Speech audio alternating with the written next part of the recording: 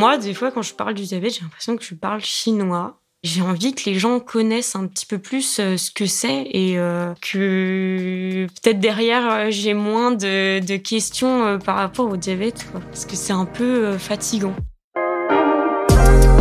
Diabète, nom masculin. Le diabète est une maladie caractérisée par une hyperglycémie, c'est-à-dire un taux de sucre trop élevé dans le sang.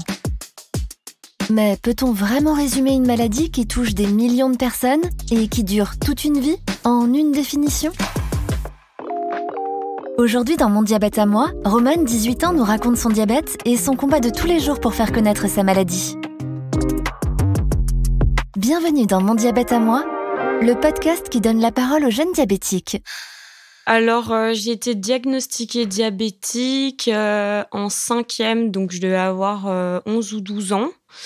Un peu l'adolescence, finalement. C'était pas forcément le moment où j'aurais voulu avoir le diabète, parce que c'est un peu compliqué dans cette période d'avoir une maladie comme ça du jour au lendemain. J'ai été diagnostiquée parce que je buvais énormément d'eau. Beaucoup de fatigue. Je suis une personne qui va beaucoup me promener avec ma maman parce que on a un chien et en fait c'était pas possible pour moi de faire plus de 15 mètres. Au final, j'étais fatiguée, j'avais juste envie d'aller me coucher. Donc ma mère, elle a remarqué ça. Elle a remarqué aussi que j'avais perdu beaucoup de poids. À ce moment-là, j'avais perdu 10 kilos. Du coup, on est allé chez le médecin et juste tous ces symptômes-là, le médecin, il a pas cherché trop à comprendre, il avait déjà compris. Donc il m'a fait des tests urinaires, les pics au bout du doigt, enfin les capillaires du coup. Et puis il m'a dit vous êtes diabétique. Donc moi au début je comprenais pas trop. Et après quand on m'a expliqué, j'étais un peu anéantie dans le sens où je comprenais pas, j'arrivais pas à comprendre pourquoi ça m'arrivait d'un coup comme ça, parce que en plus dans ma famille, j'ai pas de personnes qui ont un diabète de type 1, donc je comprenais pas pourquoi moi. Au final, c'est toujours la question qui revient, c'est pourquoi moi? Des fois, on nous dit que c'est souvent dû à un choc émotionnel, la pollution, toutes ces choses-là environnementales finalement, mais on n'a jamais une réponse à notre question et du coup, on commence à s'en inventer des fois, carrément, pour essayer de se rassurer et de se dire c'est pas de ma faute en fait. Moi, je suis partie du fait que c'était un choc émotionnel, parce que juste avant, j'avais eu déjà de l'harcèlement et la perte d'un proche. Donc finalement, je sais pas. Je sais pas le pourquoi du comment, mais en tout cas, il est là.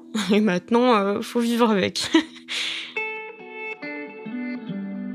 Au tout début, à l'école, moi j'étais plutôt contente, dans le sens où je faisais mes capillaires devant tout le monde, j'avais mes stylos, je me piquais, etc. Donc j'avais plein de questions et quand on est jeune, on adore avoir plein de questions sur soi et quand on est au top sur un sujet, on adore en parler. Donc au début, j'étais super contente et au fur et à mesure du temps, j'ai eu des amis qui se sont vachement éloignés de moi et du coup à ce moment-là c'était très compliqué pour moi de l'accepter du coup parce que j'avais l'impression que le diabète ça m'éloignait énormément des gens et que les gens s'éloignaient de moi à cause de ça. Et je pense qu'au final c'était pas du tout la raison. C'était plus facile pour moi de dire que c'était mon diabète parce que vu que c'était tout nouveau, je pense que je me suis dit c'est l'excuse.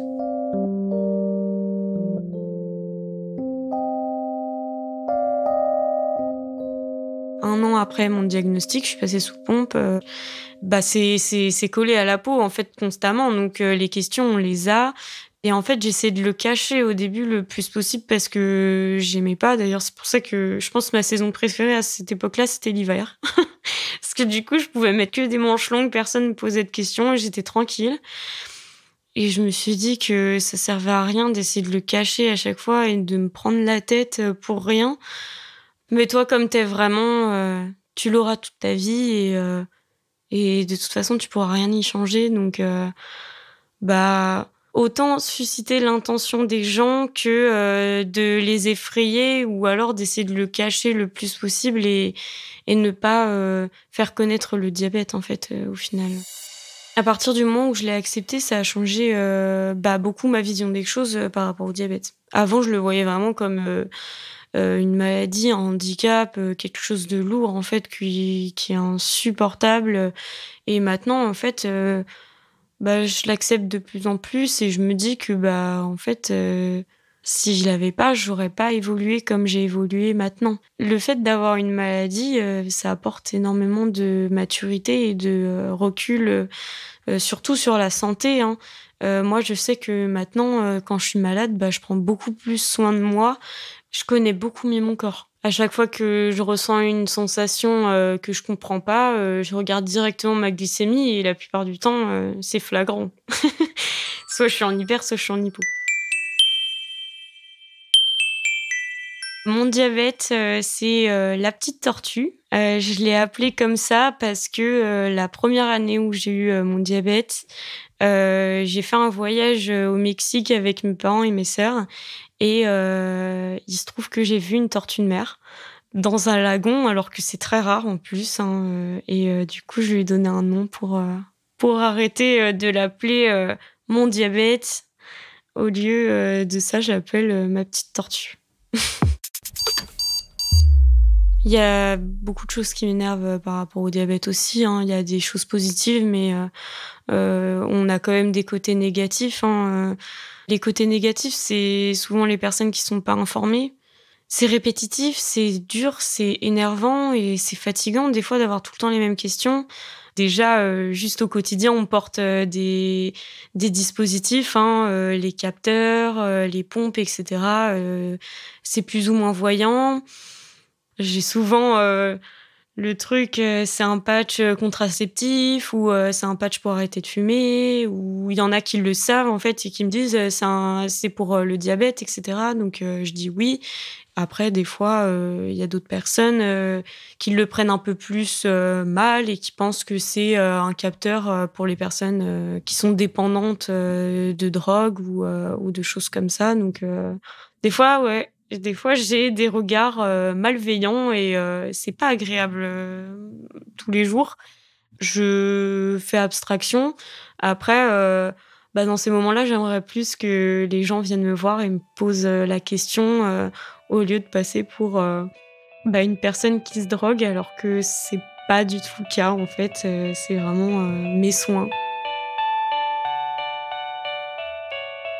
Pour moi, le diabète, c'est pas censé être un tabou et même toutes les autres maladies, chroniques ou handicaps, hein, qui existent, pour moi, c'est important d'en parler, en fait. Pour qu'on puisse en parler, je fais partie, d'une association, je travaille, de temps en temps, là, l'été, pendant les sur des colonies de vacances, pour, les diabétiques.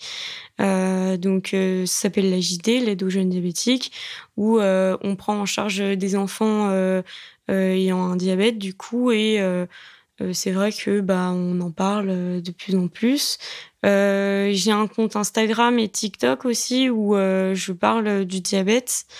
On pourrait même dire que c'est un combat, hein, finalement, hein, parce que, ça rentre un peu, dans le truc. Moi, je veux aider les jeunes à accepter, leur diabète et puis, je veux qu'ils puissent vivre, tranquillement avec et qu'ils se prennent pas la tête, en fait. Parce que j'ai eu des enfants, là, en colo, cet été, qui le cachaient énormément et ça me faisait un peu penser à moi, du coup, au début de mon diabète, mais ça me faisait de la peine en même temps parce que cette passe-là, elle est compliquée et on la souhaite à personne.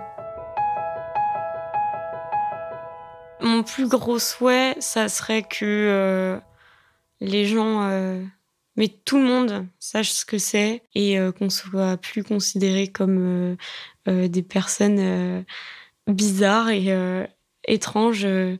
Limite, des fois, on me dit, que je suis sadique parce que, je me fais, limite du mal à me piquer et tout, alors que, j'ai pas le choix et Je pense que le plus gros souhait que j'aimerais aussi, c'est qu'on arrête de me poser la question « T'as le diabète parce que t'as mangé trop de sucre ?» Voilà. Mon diabète à moi, un podcast proposé par les organismes d'assurance maladie des Pays de la Loire. Pour plus d'informations, rendez-vous sur amélie.fr.